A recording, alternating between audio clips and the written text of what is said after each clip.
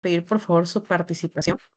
Uno de los temas del final, ya, por acá tenemos un tema de tiña, pero quiero comenzar con este de acá, que es súper básico y que todos ya lo sabemos desde Fisiopato, que es acerca de, se denomina síndrome nefrótico infantil A. Y acá la pregunta es acerca de entre qué edades se presenta el síndrome nefrótico infantil. Y como ustedes sabrán, a ver, voy a dibujar. Ustedes saben que síndrome nefrótico en los adultos se determina cuando hay más de 3,5 miligramos por decilitro de proteínas en orina, ¿no? Pero en niños este concepto cambia. ¿Alguien sabe cuál es el numerito de proteinuria, de proteínas en orina que debe de haber para decir que un niñito está en síndrome nefrótico? Pueden escribir al chat.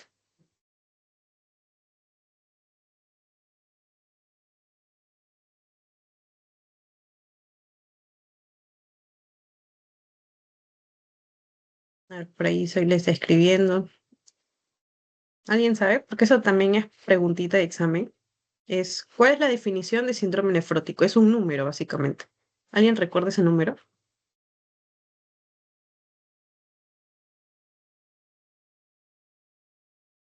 Y rima con frótico, de síndrome nefrótico.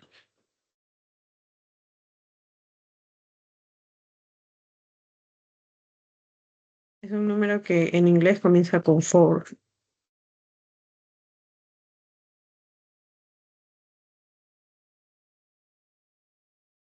Ya, muchas gracias, Zoila.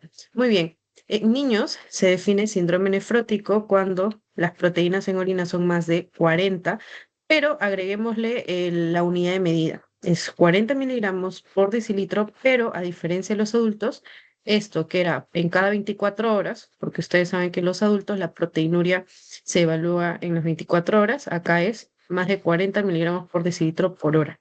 ¿Ok? Entonces, acá nos preguntan acerca de la epidemiología.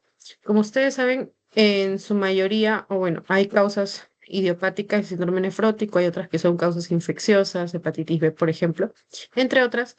Y la epidemiología, la teoría menciona que se da con mayor frecuencia entre los 3 meses y los 12 meses. Siguiente pregunta. ¿Cuál de las siguientes opciones terapéuticas indicaría en la tiña cruris? ¿Cuál marcarían ustedes? Ojo, lo que está marcado no necesariamente es la respuesta correcta. Por ejemplo, acá han visto que han marcado la C y era la D. Yo les estoy dando la respuesta de lo que es. ¿Alguien sabe cuál es?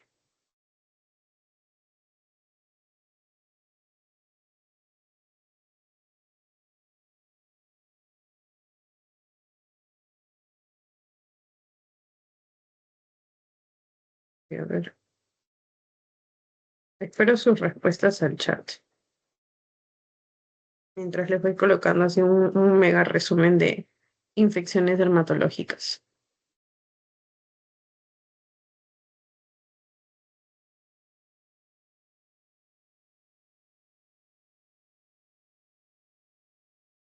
¿Alguien tiene la respuesta al chat? Uy, nadie. Ya está bien, no se preocupen, yo les ayudo. Ya miren, acá a la mano derecha tienen un mega resumen. No se preocupen que yo todo esto se los voy a pasar de manera gratuita. Les voy a mandar el link donde pueden ver este resumen. Y esta es la mega clasificación de las infecciones micóticas en generales. ¿Ok? Cuando una micosis es cutánea, o sea, a nivel de la piel, puede ser de dos tipos.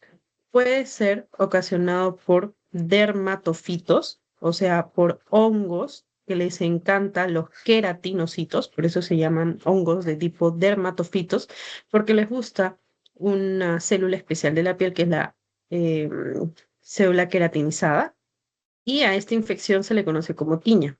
¿Ok? En cambio, existen otros tipos de micosis de la piel que son ocasionadas, paradójicamente, por hongos de tipo no dermatofitos, ¿ok? Que no atacan entonces a los queratinocitos, sino que por ser levaduras atacan a otras estructuras del epidermis, ¿ok? Entonces, esta es la principal clasificación. Segundo, que existe una infección profunda, una micosis profunda o sistémica. ¿A qué se le llama micosis profunda? Siempre que lo escuchen en los hospitales, una micosis profunda quiere decir que el hongo se ha diseminado ya por los órganos, que no se queda en la piel. O sea, deja de ser una micosis cutánea, una micosis superficial. ¿Ok? Ya. Este es lo mismo. Hay micosis superficiales, micosis cutánea, hay micosis subcutáneas y hay micosis sistémicas, que son las micosis profundas. Respecto a la tiña, como ya les comenté, son hongos dermatofitos porque atacan a los queratinocitos. Y esta tiña puede encontrarse en la piel per se o en los anexos de la piel. Y ustedes saben que anexos de la piel son, por ejemplo, folículos pilosos.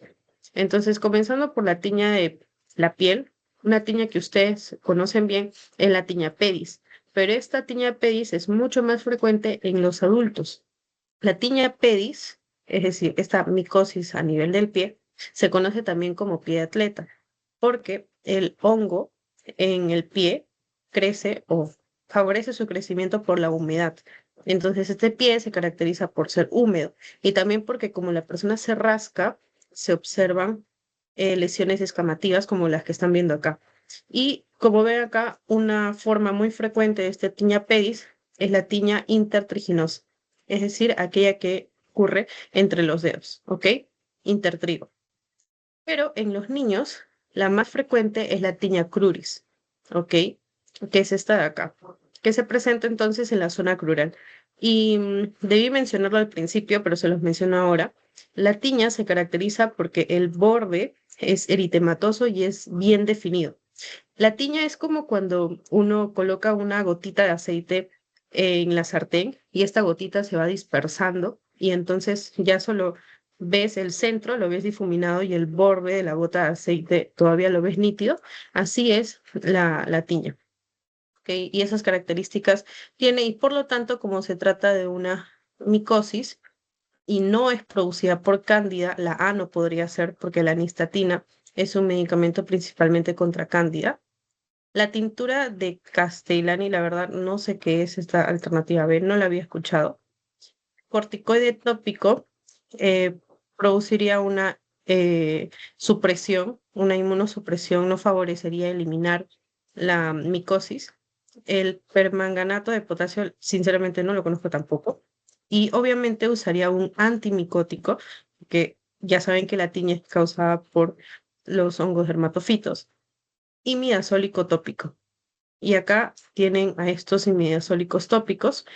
De elección, en principio, es la grisofulvina. Y recuerdo que esto fue pregunta de mi examen. Yo lo soy de la rotación anterior. Pero como alternativas tienen al itraconazol y a la terbinafina. Si les preguntasen la grisofulvina, ¿por qué es un antimicótico?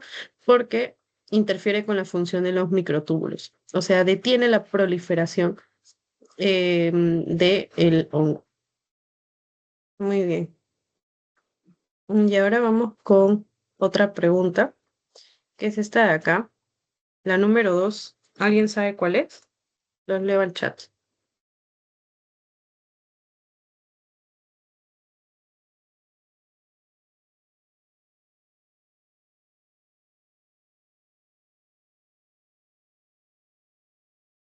Como ven, son varias hojas de banco, así que les agradecería que podamos participar para que así avancemos mucho más rápido. ¿Alguien sabe cuál es la 2? Dice, ¿cuál es el primer paso en la secuencia de RCP básica según las guías ¿No actuales? sería la D?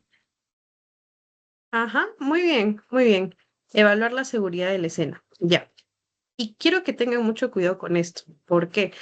Porque justamente revisando el banco, había otra pregunta donde decía igual cuál es el primer paso, pero no era evaluar la seguridad de la escena. Y para eso les voy a mostrar este esquemita de acá. Mm, Ay, perdón que no esté pues. ¿Podría ser también la E? Porque, bueno, nos enseñaron que también tenemos que llamar primero. Claro, eso está perfecto, pero dentro de la secuencia, pues si hay una persona, por ejemplo, en la mitad de la pista y yo llamo al 116 y comienza a pedir un DEA, pues estoy en la pista, entonces a mí también me puede ocurrir un accidente. Entonces, sí, sí o sí es la de, en esta pregunta, sí o sí, primero tengo que evaluar la seguridad de la escena. Pero ¿a qué iba Uy, no, aquí no está. Ah, no, sí, aquí está. ¿A qué iba con que otra pregunta era trampita con esto? Miren. Ay, a ver, esperen. Ya, con esto de acá. Aquí, para aclarar, en la 2 sí, acá es la alternativa de la respuesta, porque primero no se inician ventilaciones, compresiones. Ustedes ya saben que en el RCP más básico que existe es primero siempre evaluar la seguridad de la escena, por este concepto muy básico de que debo priorizar también mi seguridad antes de atender a alguien. Pero resulta que en otra pregunta, que seguramente la vamos a ver más adelante, mencionaron en el RCP extrahospitalario pediátrico, ¿cuál es la primera acción que se debe tomar? Y en la alternativa, en una de las alternativas figuraba evaluar la seguridad de la escena, pero en otra alternativa mencionaba la prevención. Y efectivamente, indagando, justamente esto fue banqueando en un grupito, luego indagando en el RCP pediátrico, vimos que justamente la primera medida, según la AJA del RCP pediátrico, es la prevención. Es decir, por ejemplo, si lo están transportando en carrito, pues colocarle su cinturón de seguridad.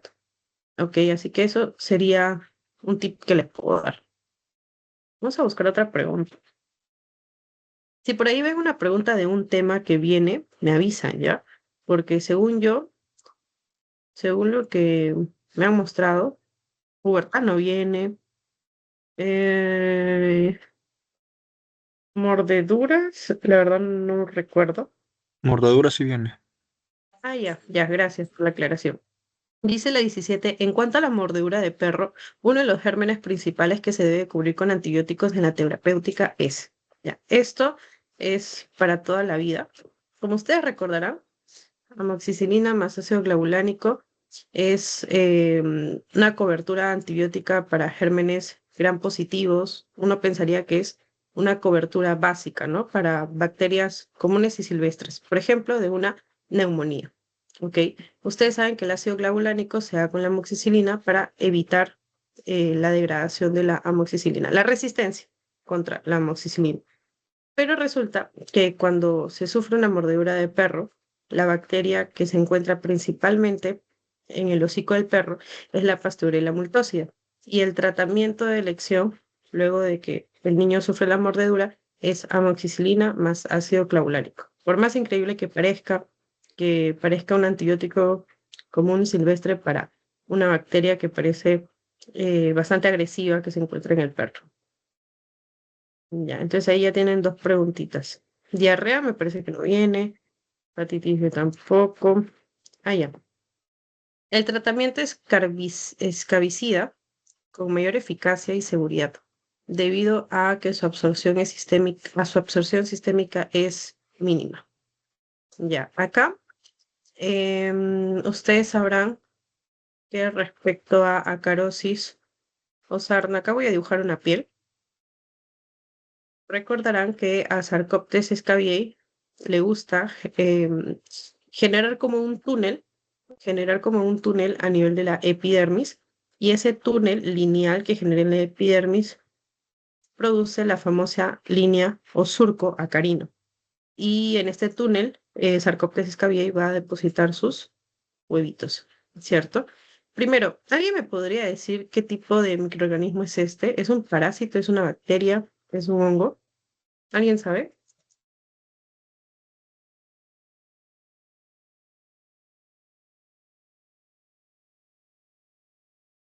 ¿Alguien sabe?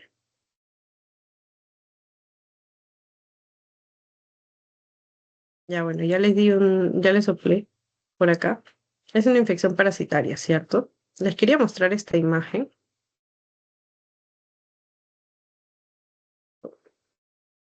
Esta de acá. ¿Dónde infesta Sarcoptes scabiei con mayor frecuencia? Como les decía, si forma surcos, infesta con mayor frecuencia donde también hay surcos en el cuerpo, que son en las muñecas. En los pliegues, en los surcos que tenemos aquí en las muñequitas, ahí. con mayor frecuencia. Luego mencionan, he visto en pacientitos pediátricos también en el abdomen. Creo que también es frecuente, porque los dos únicos pacientes pediátricos que he visto lo han tenido en el abdomen. Ya. Esto no creo que pregunten, pero por si acaso se los menciono, es la forma más severa de sarna, que es la sarna noruego-costrosa, que es por una gran infestación de Sarcoptes scabiei. Acá en estas lesiones que ven, estas lesiones blanquecinas, hay básicamente miles de este parásito y por eso es bastante contagioso cuando se tiene esta forma. ¿Y en quienes creen que prolifere con mayor intensidad este parásito? Pues en aquellos que no tienen buenas defensas, ¿no? En pacientes inmunosuprimidos. Por eso es que se menciona que en pacientes que tengan este tipo de sarna se debe descartar VIH y HTLV. Este es otro tipo, pero es del adulto, no muy frecuente en niños. Y ahora, acerca del tratamiento, em, hay dos tipos de manejo que son justamente lo que está acá, que es permetrina e ivermectina. Resulta que ivermectina es tratamiento sistémico, ¿ok? En cambio, permetrina es tratamiento tópico. Por ese motivo, en los niños se prefiere el tratamiento tópico porque solo se va a colocar sobre las lesiones y por lo tanto no tendría mayor efecto en el resto del cuerpo de la persona, ¿ok? Por eso la pregunta va a esto. Ácido fusídico, realmente no sé qué es. Corticoide deprimiría más a la persona y produciría mayor infestación. Benzoato de bencilo, realmente no lo recuerdo. Y azufre al 5% tampoco. Ya. A ver, ¿cuál es la maniobra de elección para abrir la vía aérea en un paciente inconsciente que no tenga sospecha de trauma cervical? Como ustedes saben, si yo observo a un paciente que no respira, no tiene pulso y no obedece a órdenes, que son las tres cosas principales para saber que un paciente entró en paro, lo primero que tengo que hacer es, necesito que su corazón siga funcionando. Por eso se dan las compresiones torácicas. Segundo, necesito que esa sangrecita se oxigene. Y para que esa sangre se oxigene, necesito que ingrese aire hacia su cuerpo. Pero ¿cómo va a ingresar aire si cuando un paciente está en paro, imagínense acá ustedes echaditos, así como están durmiendo, ¿ok? Cuando un paciente está en paro, la lengua tiende a caer hacia atrás, ¿ok? Y por lo tanto, hay una alta probabilidad de que obstruya la vía aérea. Por ese motivo, de que el paciente en paro no protege adecuadamente las vías aéreas, es que se establecen maniobras, ¿no? Que el reanimador debe hacer para proteger la vía aérea, que se llaman maniobras para abrir la vía aérea. Y una de esas maniobras es agarrar del mentón, ¿no? Del hueso de la mandíbula y llevar hacia adelante la mandíbula. Como se tracciona, se lleva hacia adelante la mandíbula, a esa maniobra se llama tracción mandibular, ¿ok?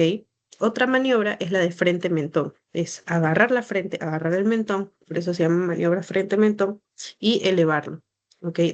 Es lo que busca esa maniobra entonces, que es aperturar la vía aérea, ¿ok? Permitir que haya un ingreso fluido de aire, porque si el paciente tiene la cabeza en una mala posición, flexionada, por ejemplo, también no habría una correcta alineación eh, y no podría haber un buen flujo de aire. No se oxigenaría la sangre y por más RCP que reciba, no va a reanimar correctamente.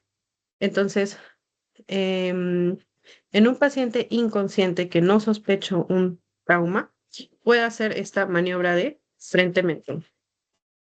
Es decir, agarrar la frente, agarrar el mentón y elevarlo de esta forma. ¿Por qué no sería la respuesta la A?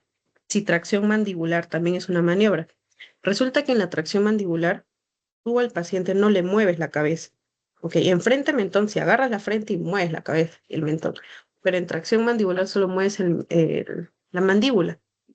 Por lo tanto, solo se hace tracción mandibular en aquellos en quienes no puedas mover la cabeza. Y en quienes no puedes mover la cabeza, en aquellos que tú sospechas de un trauma cervical.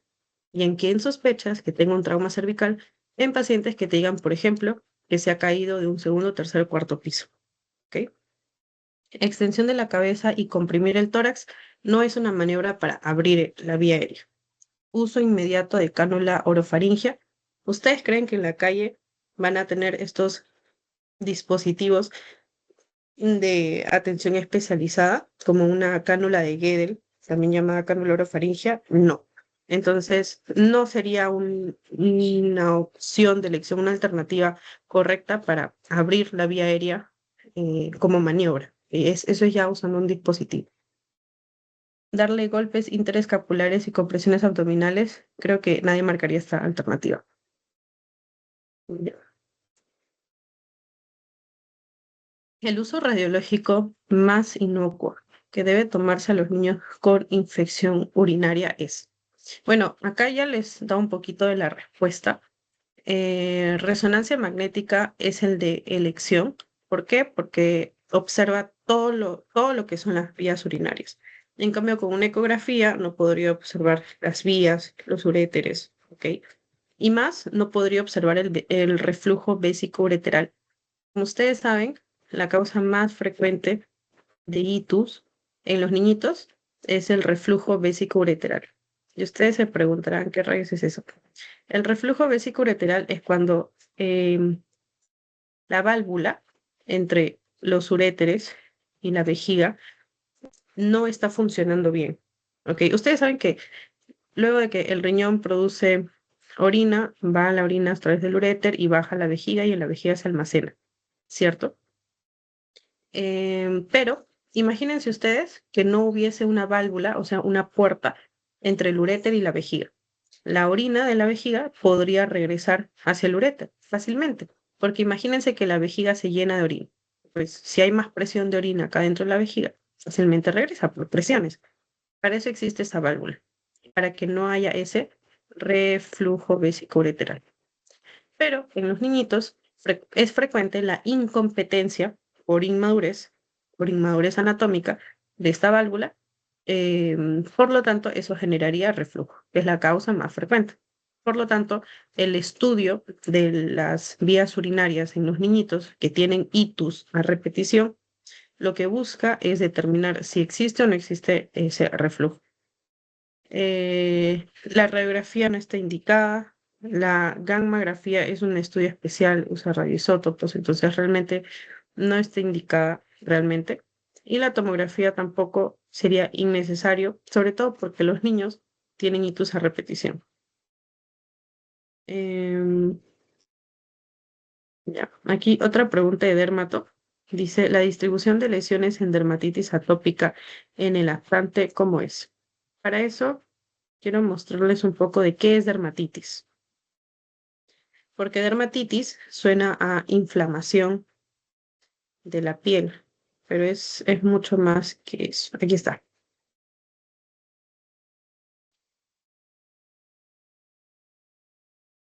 Ya.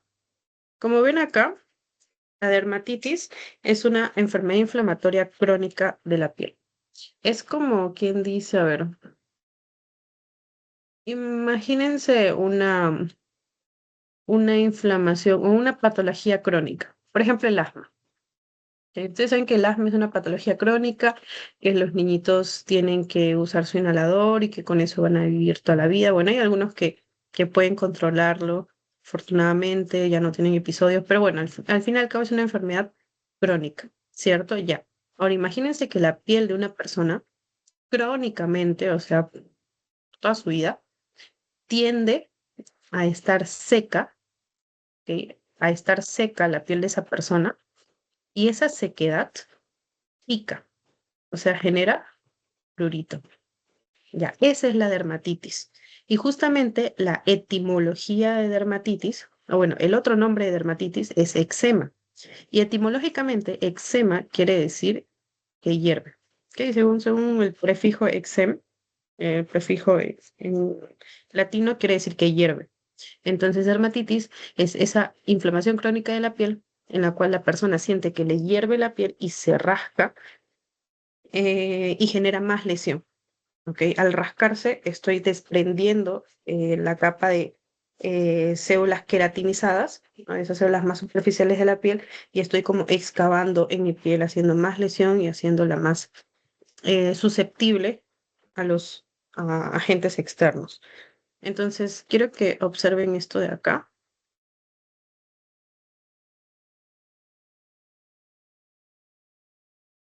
Ya. Esta es la clasificación, es una mega clasificación de dermatitis. No la van a encontrar en otro lado, sinceramente. Miren, la clasificación de los eczemas se da de acuerdo a qué lo produce. ¿Ok? Es por noxa exógena, o sea, por un agente externo, y por noxa endógena, o sea, porque algo propio de mi cuerpo está generando esa dermatitis. Entonces vamos a comenzar por la que nos preguntan, que es por la noxa endógena. Mi propio cuerpo genera esa lesión en la piel, esa sequedad. Y ahí está la dermatitis atópica. Así como ustedes habrán escuchado hablar del asma atópica, ¿ok? Que es el asma alérgica, porque también hay un asma no atópica o no alérgica. Igual acá. Esta es una dermatitis atópica, o sea, es una inflamación crónica de la piel por alergia, ¿ok? También llamado eczema, eso había comentado. Quiero ver si por acá tengo una imagen amigable para que entiendan por qué se da esto. Ya, miren. Entonces acá ven que la piel está con las capas del epidermis más delgadas. ¿Ok? Se desprenden las capas del epidermis. ¿Por qué se desprenden estas capas del epidermis? Porque hay una alteración de esta barrera del epidermis que se debe básicamente al déficit de la filagrina o a la disfunción de la filagrina, que es una proteína muy importante que mantiene a estos queratinocitos, los debería mantener unidos. Son como, por ejemplo, las losetas del piso, ¿no? Las losetas del piso están bien unidas porque hay cemento entre las losetas. Ese cemento entre las células, entre los queratinocitos, se llama filagrina, una proteína que une. Pero si la filagrina está deficiente, ¿qué pasa con esos queratinocitos? Se desprende. Y si los queratinocitos se desprenden, se separan, se despegan, ¿qué pasa con esas células? Pues luego se liberan de la piel, no se desprenden. Y como ustedes saben, la barrera de la piel sirve para evitar la pérdida de líquido. Por lo tanto, ahora tengo más pérdida de líquido porque esta barrera no está funcionando. Si pierdo líquido, ¿qué pasa con la piel? Se seca. Ese es el motivo de la sequedad en la piel de las personas que tienen dermatitis.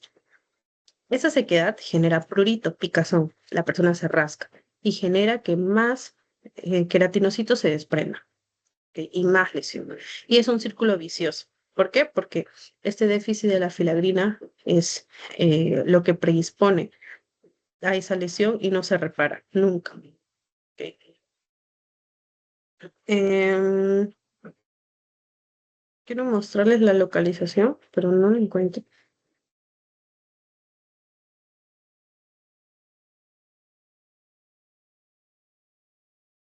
Ahí, aquí está. Entonces, de acuerdo al grupo etario en el que nos encontremos, la localización va a ser diferente. En los lactantes, recuerden siempre esta distribución. En la carita, como el Winnie Pooh, no sé si recuerdan, que tenía, a veces sus cachetitos se ponían, se enrojecían. Igual acá, en la dermatitis atópica del lactante, tenemos el signo del faro, que es que la sequedad y las lesiones predominan en las mejillas, en la frente, pero no en el trígono nasolabial, o sea, en el labio y en la nariz. Esta es una imagen más real, ¿ok? Em, entonces acá preguntan, la distribución de las lesiones en dermatitis atópica en el lactante, ¿dónde está? ¿Son lesiones liquenificadas en las flexuras? No. Si hablamos de las flexuras, si hablamos de pliegues, ¿en qué pensamos? En acarosis. ¿Son lesiones exudativas en flexuras, preferentemente codos, rodillas? No. ¿Son lesiones eritémato-escamatías en el hueco popliteo? Tampoco. ¿Es una hiperkeratosis? O sea, hay más capas de queratinocitos en la palma de las manos. No. A todo lo contrario. No es que haya más capas de queratinocitos, sino que hay menos capas. Hay una descamación. ¿Son lesiones eczematosas en zonas malares? Sí. Ya saben qué es eczema. Eczema entonces es una lesión pruriginosa. su misma raíz latina lo dice, es una lesión que se siente como que hierve. Y en zonas malares es porque el hueso malar se encuentra a nivel de la mejilla. Ya. Esto de acá, sinceramente, yo nunca me lo aprendí. No sé si ustedes se acuerdan que en infectología, el tema de ofidismo fue uno de los últimos temas. Ya no me aprendí nada que ver con las serpientes, así que acá no les puedo ayudar mucho. Vamos a pasar. Quisiera saber, chicos, si alguien podría prender su micro, si se entendió lo de infecciones de la piel, dermatitis, micosis, o hay algo que repetir o todo claro. No, todo claro. Ay, genial, muchas gracias. Ya. Em, Quiero aclarar esto de acá. La alternativa A, la de liquenificación, les puede confundir.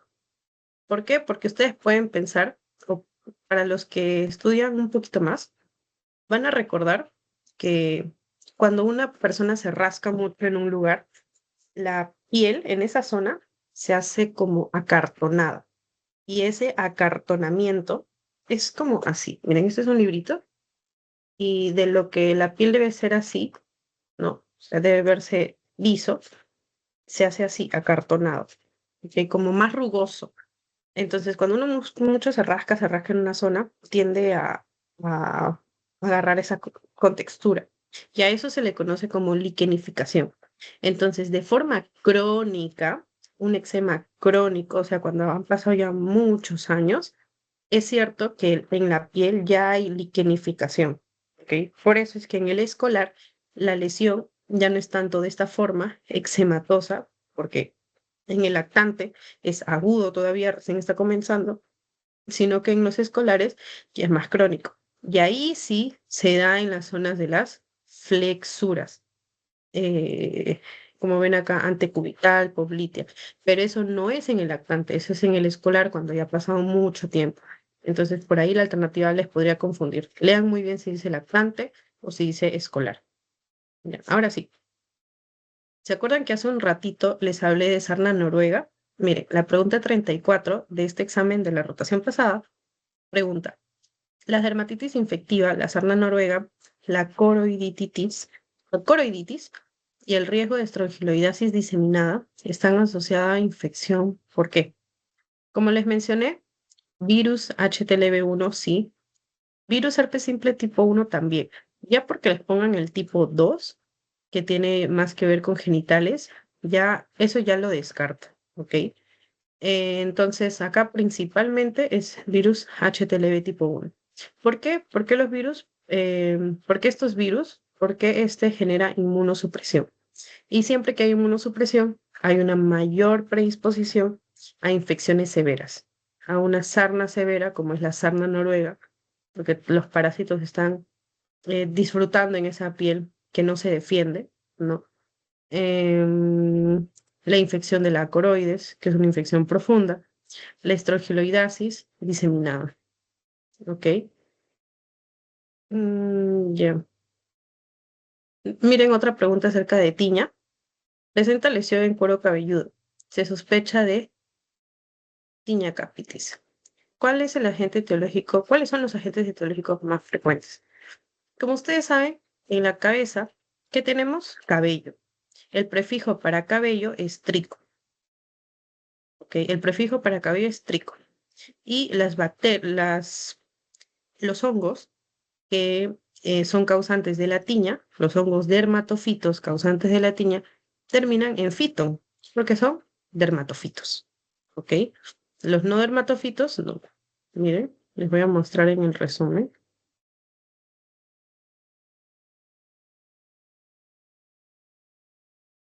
Si se darán cuenta, yo soy un poquito loquita orden, tengo todo muy, muy esquematizado. Ya. Entonces, estos hongos son dermatofitos. Por lo tanto, em, tienen la F de hifas, los dermatofitos con F de hifas. Y son tres familias de hongos dermatofitos, ¿ok? Tricofito, que afecta piel. perdón, pelo, porque trico es prefijo de pelo, ¿ok? Epidermofito que afecta piel y microsporum que también afecta pelo. Entonces tengo dos que afectan el pelo, tricofito y microsporum, y uno que afecta principalmente piel, que es epidermofito, epidermo de epidermis. Ahora, agréguenle un poco más. Todos, aparte del epidermofito, infectan a la piel, infestan a la piel, ¿ok? Tenemos tricofito, entonces, aparte de pelo, piel. Epidermofito, aparte de, piel. Y microsporum, aparte de pelo, piel, porque todos, piel. Ahora agréguenle algo más. Tricofito, aparte de ser trico, un prefijo de pelo, tri es prefijo de tres. Entonces, tricofito afecta tres cosas: piel, pelo, pero agreguémosles algo más, un anexo más de la piel, que son las uñas. Entonces, tricofito, tres cosas.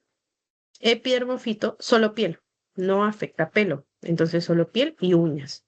Y microsporum, ya sabemos que piel y pelo. Entonces, traten de recordarlo un poco así, porque acá, como ven, les pregunto, en el pelo, perdón, en la cabeza, tiña capitis, ¿ok? En el cuero cabelludo, ¿cuál estaría? ¿Podría estar microsporum? Sí. ¿Podría estar tricofitum? Sí. ¿Y por qué esta persona marcó que epidermofito está en pelo? La A no es la alternativa, ¿cierto? Es microsporum, es pelo, piel. Micro también va con pelo. Tricofito es los tres: pelo, piel, uñas. Y epidermofito solo piel, o sea, no pelo, piel y uñas. ¿Ok? Espero que haya quedado claro. En otra alternativa les hablan de malacesia. Entonces vamos a hablar de malacesia. Los hongos dermatofitos terminan en fiton, ya hemos visto cuáles son los tres. Son hifas, F de hifas, y producen tiñas. Pero los no dermatofitos producen pitiriasis versicolor. Y ahí está el gran hongo, que es Malassezia furfura. Como dice su nombre, es una levadura. Y acuérdense siempre de esta imagen. Esto parece una imagen de espaguetis, estos hilitos, espaguetis, y estos circulitos, albóndigas. Entonces, a la microscopía se ve una imagen en espagueti con albóndigas, y eso me indica que es la levadura Malassezia furfura. Entonces, la D no puede ser porque tiña no es producido por una levadura. ¿Ok? Ya. Creo que ¿esto qué es? Ah, ya. Sí, sí, sí, tú. Dice, lactante, mujer de 2 meses. Tiene temperatura de 40, pérdida de apetito, irritabilidad. No tiene otros signos físicos de enfermedades. Examen de orina, leucocitos de 80 por campo.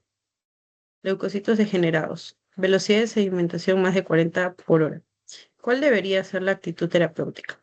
Bueno, en principio, toda lactante menor de, a ver, no recuerdo el rango, ustedes lo recordarán seguramente. No recuerdo si era 3 o 6 meses, pero uno de esos dos números es.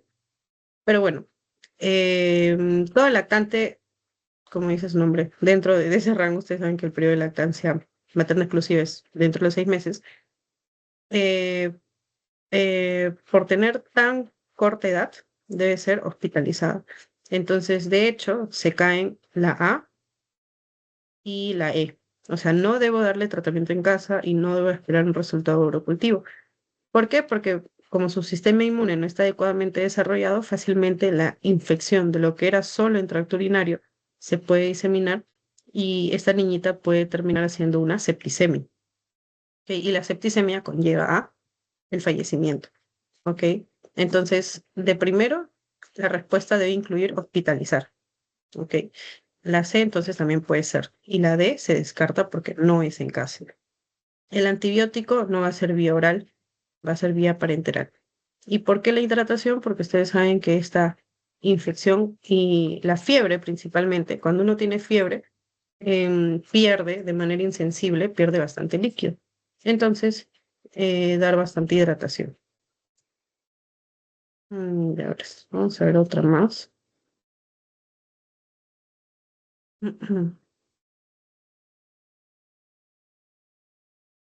Ah, ya, miren, esta está bonita. 37. Mujer de 5 años, evaluada en campaña de salud, se encuentra con disuria, poliacuria y tenesmo vesical. Ustedes saben que estos tres síntomas son característicos de una I2 baja, ¿no? De una cistitis, una uretritis. La disuria es básicamente el dolor al orinar. La poliacuria es orinar con mayor frecuencia. Y el tenesmo vesical es cuando uno orina, pero siente que todavía tiene orina en la vejiga. Entonces hace mayor esfuerzo, se pujo para orinar. ¿Ok? Em, ya. Entre las causas más frecuentes de ITU sin asociarse a uropatías, ¿cuáles están? La desnutrición no sería tanto una causa de ITU. La menstruación y el exceso de higiene. El exceso de higiene, seguramente les han comentado en su teoría que también puede ser causa de ITU. ¿Por qué?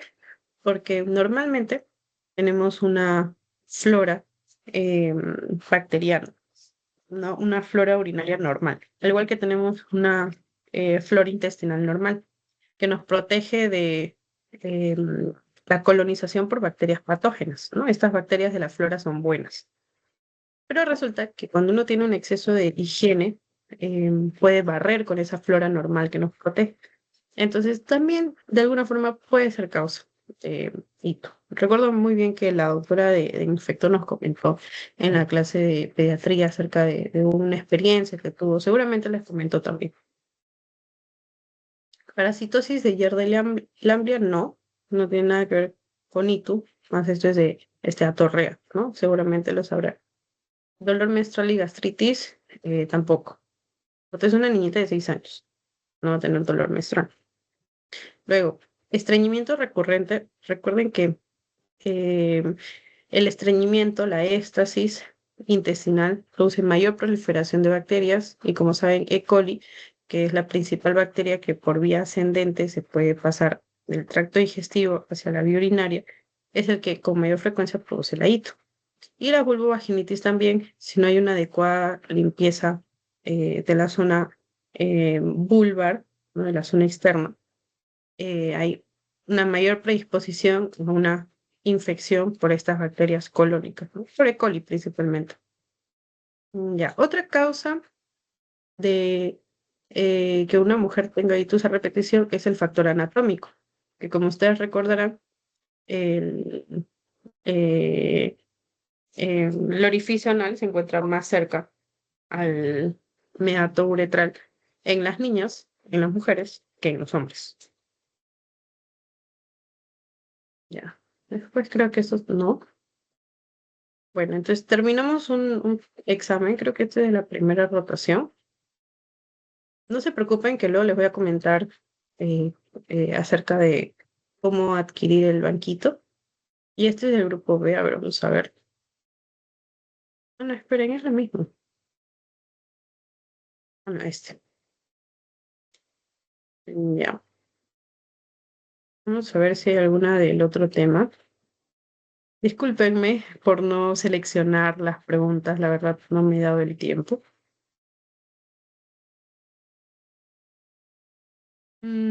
Esto de acá viene, ¿alguien me puede decir? Creo que esto es patología, es dolor abdominal. No, dolor ¿No? abdominal no. Ah, ya, genial, gracias. ¿Pubertad viene? Eso vino en el parcial. Ay, entonces no. Bueno, acá les muestro una pregunta de ofidismo. Como les digo, yo no, no manejo muy bien este tema, así que lo paso. Em, ya, otra pregunta. Dice, paciente mujer de 8 años que tuvo una lesión de piel infectada post varicela. Llega a emergencia por aumento de peso por lo menos 4 kilos en 4 días. Además, orina color lavado de carne. Presenta presión arterial de 130 a 80. El diagnóstico más probable, ¿cuál es? Quisiera que aquí hagamos una dinámica. Por favor, levanten la mano todos los que al menos en un 70-80% se saben así muy bien la diferencia entre nefrótico y nefrítico. Porque si hay muchos que sí saben ya la diferencia bien, bien, bien, ya no les explico. Tengo un esquema por ahí, pero si veo que son pocos los que saben bien, bien, bien nefrótico y nefrítico, ya lo explico. A ver, Miguel dice que sí, ya lo maneja. ¿Alguien más maneja el tema de nefrótico y nefrítico para no explicarlo o saltarnos a otros temas?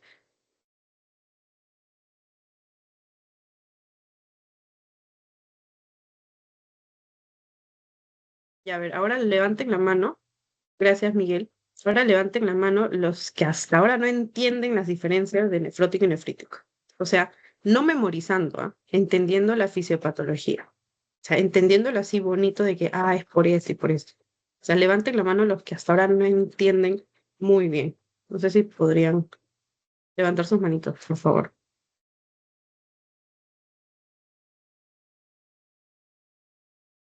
Creo que José está escribiendo. Ya, nefrótico y nefrítico fue parcial también. Entonces no les explico. Gracias por decirme. Claro, ¿verdad? Me dijeron por el chat, ¿no? Que solo Dermat. Ya, ya. Ya, entonces no les explico porque no es del final. Ya, chévere. Ya.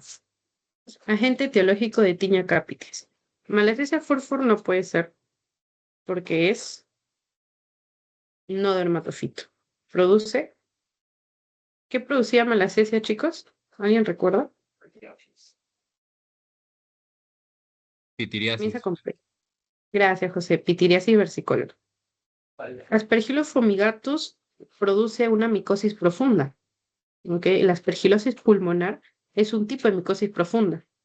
Nunca se olviden esa clasificación, porque yo veo que muchos, a veces me pasaba cuando estudiaba, yo sabía que era candidiasis, yo sabía que era aspergilosis, pero en una pregunta de un examen decía micosis profunda, micosis superficial. Entonces, hay que saber esa diferencia que ya les comenté, ¿no? De acuerdo a qué tan profundo está. Epidermis, superficial y profunda, órganos, micosis en órganos. Aspergilosis es una micosis profunda, es pulmonar. Candida albicans también es micosis profunda porque afecta vagina, afecta esófago, etc. Histoplasma capsulatum igual es micosis profunda porque afecta pulmones y parénquima cerebral. Entonces, ¿cuál afectaba cabello? Cabeza, trico y microsporum. Hablando de cabeza, de tiña capitis, ¿alguien sabe cuáles son las dos formas de tiña capitis?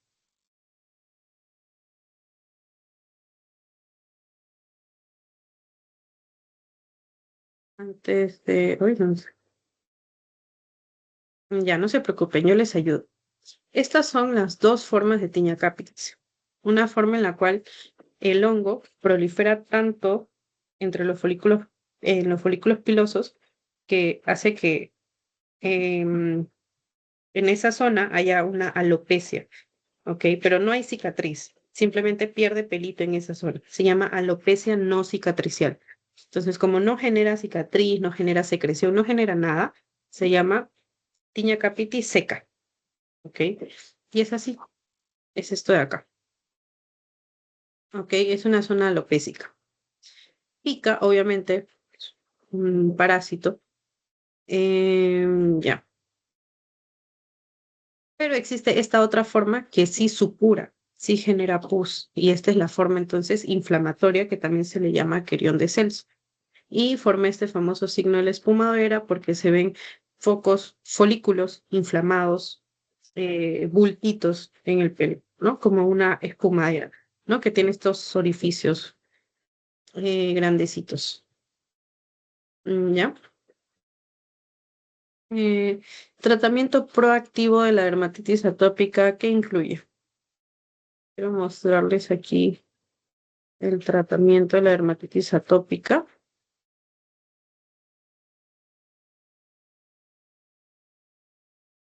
Al tratarse de una atopia, al tratarse de una alergia, tiene también importante componente celular, que no se lo mostré cuando les hablé de la fisiopatología, pero lo voy a agregar acá. Ustedes saben que en el asma, como el asma también es una alergia, hay células, no principalmente los mastocitos, que producen vasodilatación, producen inflamación en esa zona. Y las células B se diferencian en células plasmáticas que producen inmunoglobulina E, que son las que estimulan estos mastocitos, ¿no? Por esa reacción cruzada, producir esa histamina y todo eso. Ya. Entonces, aquí está. Histamina, leucotrienos, proteasas, que son los que generan la inflamación. Ya, chévere. Entonces, al haber un importante componente celular que va a producir esa inflamación, ¿cuál va a ser el tratamiento? Disminuir la reacción celular, es decir, disminuir la producción de inmunoglobulina E, disminuir que los mastocitos produzcan esta inflamación. ¿Ok?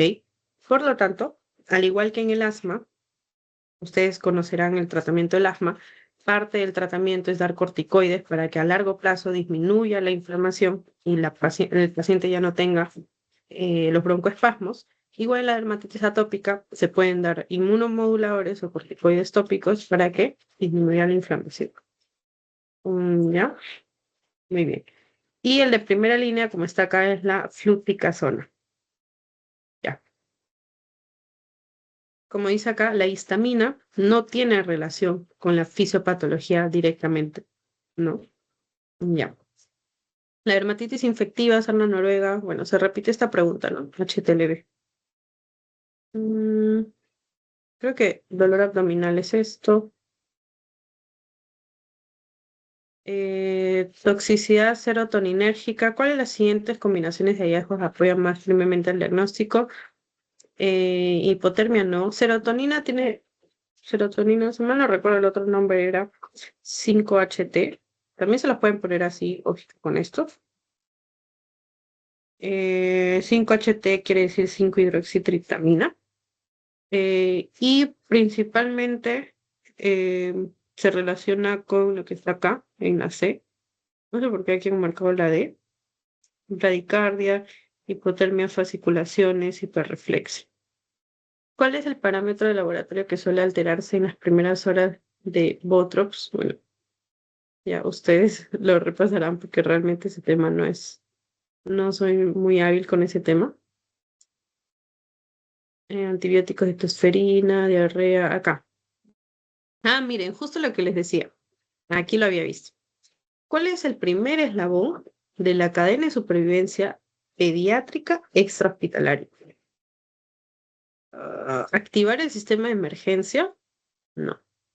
Prevenir, justamente con la imagen que estaba ahí en la cadena del niñito con seguridad, con el cinturón de seguridad, esa es la primera acción. Mm,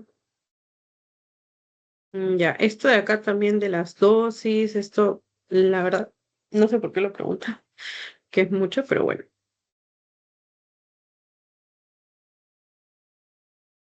Ya.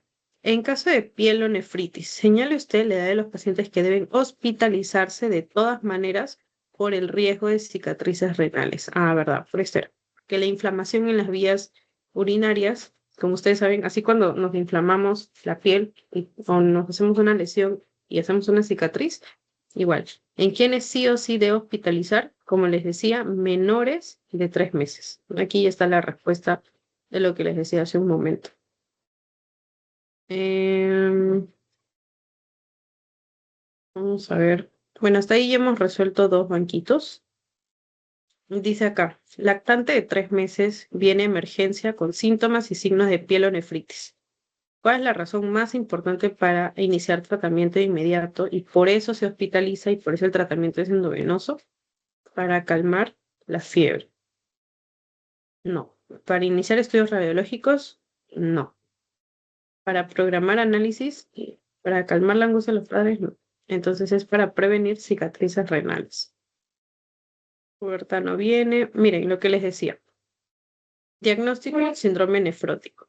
Proteínas en orina mayor a 40 miligramos por metro cuadrado. Ah, verdad. Lapsus. Creo que hace ratito les dije miligramos por decilitro. Miligramos por metro cuadrado. Lapsus. Por día, no, como ustedes saben, no es por día, es 40 por hora. Por eso es que uno, muy emocionado, podría marcar 40, ¿no? Por ahí pusieron la respuesta muy bien de que era 40, pero hay que saber un poco las unidades de medida.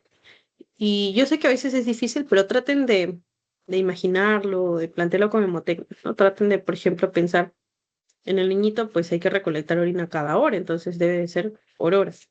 Y si lo multiplico por las 24 horas del día, bueno, pues me sale una aprox de 1000. Entonces, en cada día, si por hora es 40, en cada día sería 1000. 1000 miligramos por metro cuadrado por día. Entonces, muy importante saber unidades de medida. Neumonía no, nefrótico ya me dijeron que no. Ah, ¿verdad que nefrótico no venía? No. Ya. ¿Qué hora es? Son las 9:29.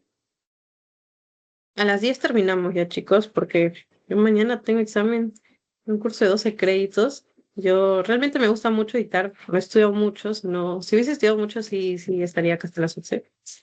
Ya. En cuanto a la mordedura de animales, uno de los gérmenes que debe cubrir el antibiótico es Pasteurella multocida.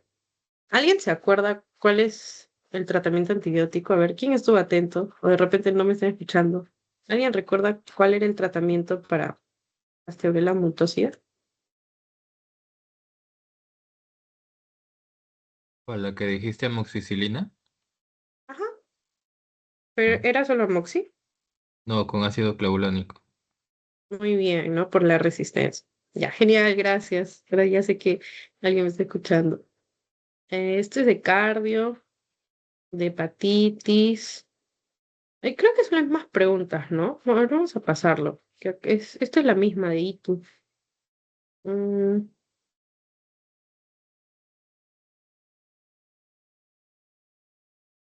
esto es lo mismo de ITU que vimos.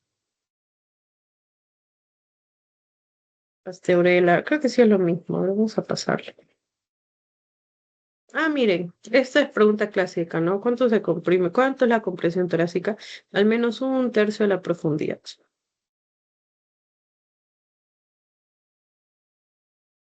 Esto, cardio no, respiratorio no. Bueno, algo que siempre preguntan de COVID. De acá les doy un tip. Eh, ¿Cuál es el diagnóstico de elección para las infecciones bacterianas, virales, etcétera? Es ver al microorganismo. Por eso es que en muchas teorías, por no decir en la mayoría, van a ver cuál es el gol estándar para tal bacteria. Ya, el gol estándar para las bacterias, ¿cuál es? Son los cultivos. Porque en los cultivos, tú de lo que tienes poquitas bacterias, las haces crecer en un agar y observas que está la bacteria. Entonces, si yo observo que está la bacteria, pues ya qué más prueba hay. Es como cuando no le crees a tu pareja que te es infiel. Si tú ya lo ves siéndote infiel, pues ¿qué más prueba quieres? Entonces, igual con las bacterias en el cultivo. Si tú ya lo ves, ¿qué más prueba quieres? Entonces, luego, respecto a los virus, si tú ves el ADN del virus o el ARN del virus, pues ya qué más prueba quieres que está en la sangre. Entonces, ¿cómo veo yo el ADN y el ARN? Por el PCR, ¿no? La reacción en cadena de polimerasa, que es básicamente lo mismo que un cultivo, pero como un cultivo de ADN. Una reacción en cadena de polimerasa, como replica y replica el material genético, lo hace más grande para poder verlo. ¿Ya? Entonces, ese es el de elección, el más sencillo. Aparte de que en los primeros 10 días, recuerden ustedes que los anticuerpos todavía no se producen, ¿no? ¿Dónde está? Los anticuerpos recién se producen luego del día 14 porque requieren que el sistema inmune reaccione y eso toma días. Entonces los anticuerpos no están en los primeros días. Esto también es de,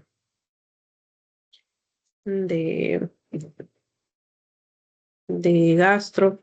No se preocupen que ahorita termina la grabación y yo lo subo a YouTube y ahí les voy a compartir. No se preocupen. Diarrea creo que también es del parcial. Infecciones del parcial. Nefrótico parcial. Tanner parcial.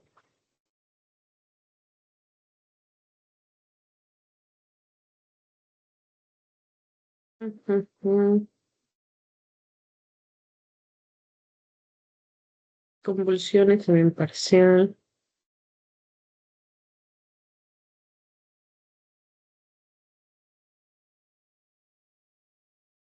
Miren, otra pregunta nefrótica. Ya, bueno, no hemos encontrado muchas preguntas ahí.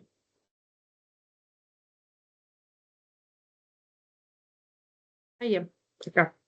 Dice, lactante femenina de 8 meses de edad. Hace 3 semanas, dermatosis asociada a prurito, ¿no? Picazón, dermatosis.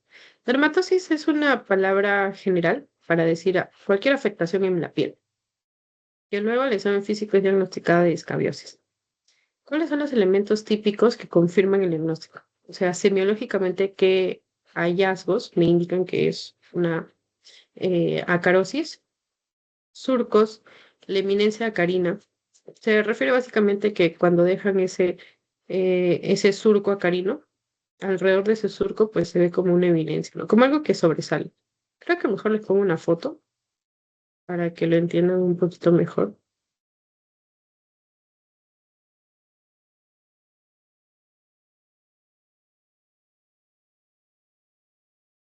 Aquí está. Entonces se ve el surco, pero en ese surco también se ve como una elevación, ¿no? Eso sería como una eminencia en la piel. Entonces, surco y eminencia. Nódulos, sí hay nódulos en la sarna nodular, perdón. ¿Qué es la sarna nodular? Es básicamente cuando Sarcoptes genera que, supongamos que esta es la piel, aquí está Sarcoptes infectando, ya, Sarcoptes genera que haya tanta inflamación en la piel de esa persona que se forman como granulomas. Y esos granulomas en la piel tienen esa estructura como circular, como pelotas. Entonces, esas pelotas de células del sistema inmune proliferando se llaman nódulos.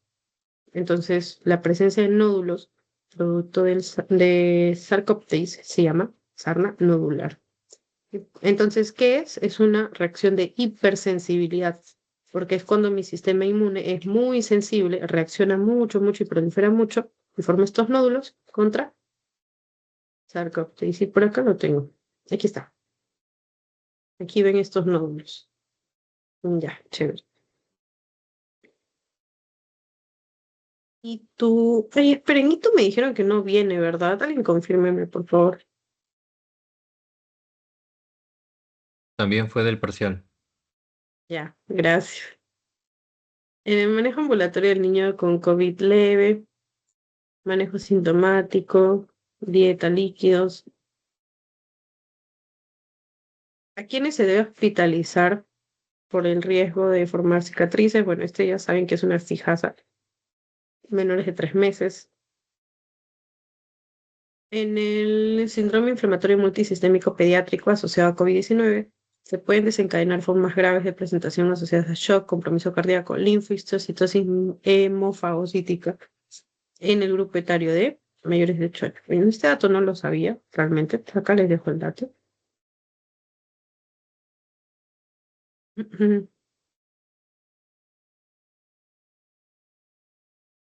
Pero esto es neuma, no, este es COVID. Dice, un niño con fibrosis quística sin vacunas para SARS-CoV-2 está presentando síntomas respiratorios leves y saturación de 98. Sin embargo, su hermano se está recuperando del COVID y su radiografía muestra un engrosamiento peribronquial y opacidades intersticiales bilaterales. O sea, acá no nos entra ninguna duda de que el niño está infectado con SARS-CoV-2. Ante la sospecha de COVID-19, su decisión de manejo es coordinar transferencia inmediatamente a UCI. No, UCI sería que esté saturando, que tenga compromiso hemodinámico. Para soporte ventilatorio no invasivo, ambulatorio, hidratación, paracetamol. Eh, Desde que mencionan la alternativa de ambulatorio no, debe internarse en cuidados intermedios, poco, ambulatorio y cita, o sea, no darle nada, poco. Hospitalizarlo porque tiene criterios de enfermedad moderada, sí, porque esa radiopacidad, ese engrosamiento peribronquial no se va a ir si se da un buen soporte respiratorio. A pesar de que ahorita tenga la saturación 98, de un momento a otro puede caer y siendo más porque tiene la fibrosis quística. Y como ustedes saben, en la fibrosis quística, los canales de cloro de las células epiteliales bronquiales no son los adecuados para botar el cloro, como dice su nombre, con agua, con agüita. ¿Y el agüita qué hace? Hace más líquido el moco, ¿no? La mucosidad. Entonces, eso hace que la mucosidad bronquial, las secreciones, sean más acuosas y no tan espesas. Pero las personas con fibrosis quística tienen este canal de cloro alterado, por lo tanto no tienen cómo llevar agüita a la mucosidad. La mucosidad, como no tiene tanta agüita, se hace más densa y esa mucosidad densa caracteriza a los pacientes con fibrosis quística. Esa mucosidad obstruye la vía aérea, que es densa, no puede ser movilizada por los cilios de las células y por lo tanto genera obstrucción y mayor posibilidad de que ahí proliferen bacterias. ¿Ok? Bien. La lesión elemental del acné, ¿cuál es? Bueno, son varias lesiones las del acné. Les voy a comentar por acá. Comenzando porque hay varios tipos de acné. Ay, perdón. Quiero cerrar todo esto antes de mostrarles. Ya. Primero, ¿qué es el acné? Es una enfermedad inflamatoria crónica producida porque se obstruyen, perdón, los folículos pilosebáceos. Y acá les quiero mostrar un poco de la fisiopatología.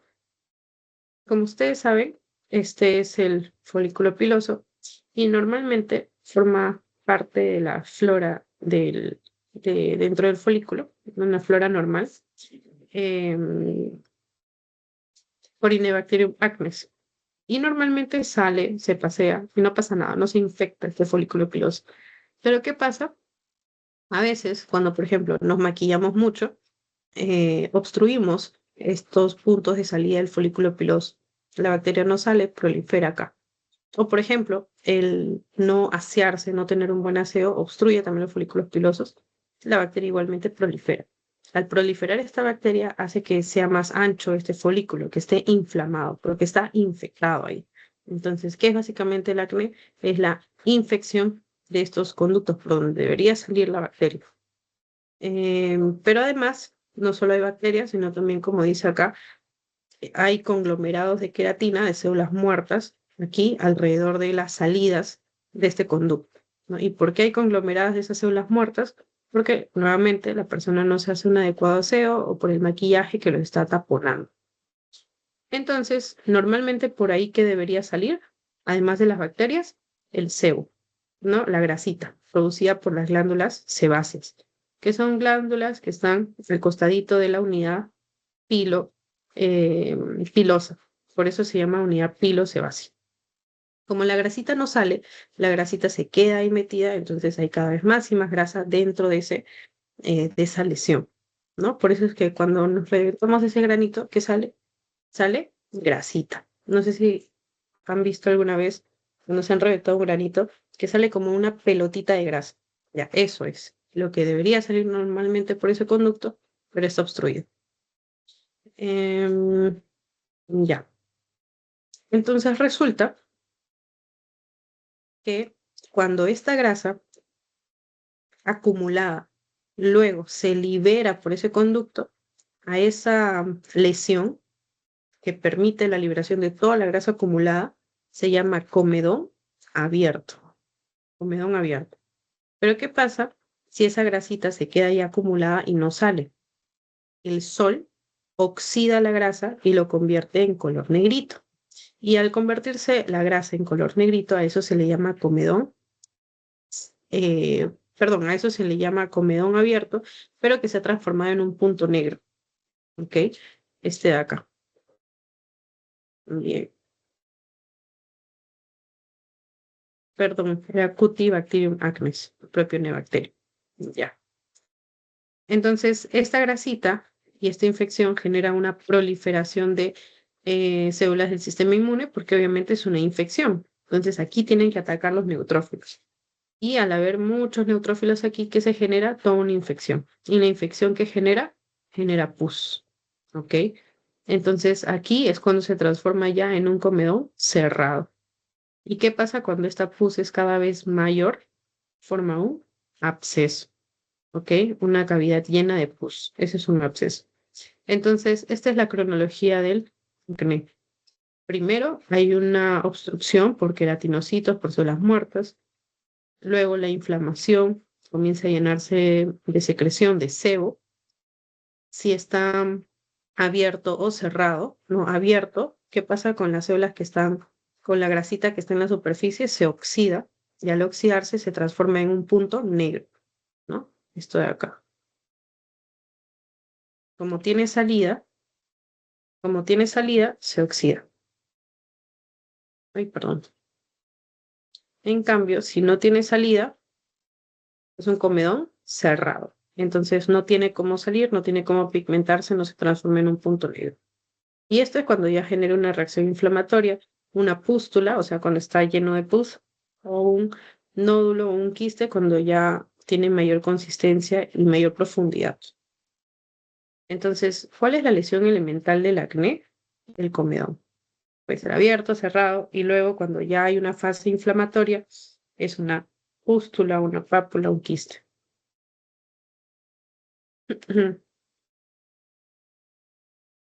Ya. Dice, se hospitaliza un niño de 10 años con COVID severo, compromiso miocárdico. ¿Cuáles son pruebas útiles para monitorizar el compromiso miocárdico? Bueno, como ustedes saben, el NT-proBNP es un importante marcador que indica congestión em, cardíaca. ¿Por qué? Porque es como un llamado de auxilio. Ustedes saben que la aurícula normalmente le lleva sangrecita al ventrículo. Pero resulta que cuando el ventrículo no puede con esa sangre porque está todo congestionado, está muy lleno, entonces el ventrículo le manda un poquito a la aurícula, ¿no? Para aliviar la presión. Entonces la aurícula sabe que esa sangre no pertenece ahí y lanza un llamado de auxilio, que es el ProBNP. Lanza el ProBNP, que es el péptido natriurético atrial, y esto de acá va hacia los riñones. También hay péptido natriurético cerebral, por si acaso. Y esto va a los riñones y a los riñones les dice que elimine más líquido, más agüita con sodio que favorezca la natriuresis, así se llama. Y esta natriuresis va a eliminar líquido para que la aurícula ya no tenga que batallar con mucho líquido. Por eso les decía que es como un llamado de auxilio de las aurículas. Y por lo tanto indica que mi corazón está sufriendo, ¿no? Que las aurículas están sufriendo. Por eso es un marcador de daño cardíaco. Y las troponinas, que las troponinas normalmente están dentro de cada célula muscular cardíaca y sirven para la contracción, ¿no? Ustedes saben ya todo el tema de las troponinas, no tengo que explicarles ahorita. La cuestión es que si una célula miocárdica muere, como la troponina está dentro del miocardiocito, la troponina va a salir a la sangre. Entonces, si tengo muchas troponinas en sangre, eso indica que la célula ha muerto, o sea que ha sufrido un infarto, ¿ok? Que ha sufrido necrosis. Entonces, un marcador de daño celular es también la troponina. Bien. El síntoma fundamental de la escabiosis, ¿qué es? Es el prurito. Normalmente es asintomática, no causa necesariamente dolor, no causa alteraciones de la sensibilidad, hiponidestesia. Vamos a ver qué dice esto. Ah, no, esto es de varicela. Pubertad. Miren, otra pregunta acerca de tiña. 14 años, acude a la consulta por presentar desde hace 6 meses prurito en los pies. Al examen clínico se evidencia descamación, eritema en la zona interdigital, ¿ok? Onicólisis distal de la primera uña del pie derecho. ¿Cuál sería su diagnóstico? Descamación, eritema, em, la zona está roja, se está descamando la piel. Además, hay picazón. ¿Eso qué es? Es tiña y como es en el pie, es pedis. Pero ¿qué medicamento es de elección para tiña pedis? Como les comenté, la terbinafina oral. No sé si recordarán, se los puse por acá.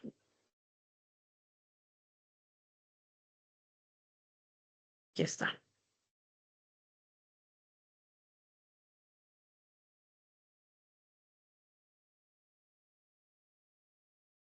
Ya. La terbinafina. Ok. Aquí está. Onicomicosis, que es la micosis en las uñas. Como ven acá ya está afectando la uña porque ha producido onicolisis distal. De primera elección es la terbinafina. No me sorprendería que les pregunten esto otra vez en su examen porque lo preguntan mucho. Esto también se repite del primer examen que vimos. La permetrina es tópico, a diferencia de la ivermectina que es sistémico. Em, y listo, muy bien chicos, creo que ya estoy con la hora. Muchas gracias por asistir. Espero que les haya servido. Em, Les voy a pasar la grabación y un poco de mis resúmenes a más tardar mañana. En la mañana